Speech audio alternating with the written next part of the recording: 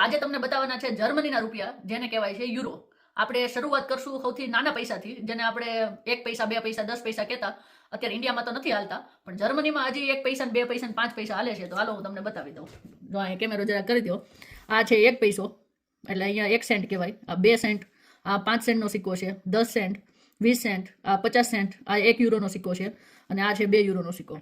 હવે આપણે તમને બતાવવાની છે નોટ. તો જો જર્મનીમાં વાત કરું તો 1 પૈસાથી લઈને 2 યુરો સુધીના સિક્કા છે.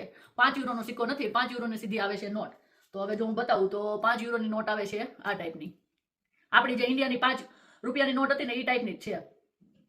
પછી આવે છે હવે 10 યુરોની નોટ, 20 યુરોની નોટ, પછી આવે છે 50 યુરોની નોટ, છેલ્લી નોટ છે 100 યુરોની. આમ છેલ્લી તો ન કહેવાય, જે જર્મનીની હાઈએસ્ટ કરન્સી છે એ 200 યુરોની છે, પણ 3-3.5 વર્ષમાં મારા હાથમાં હજી 200 યુરોની નોટ આવી નથી. સૌથી મોટી નોટ મેં આજ જોઈ છે.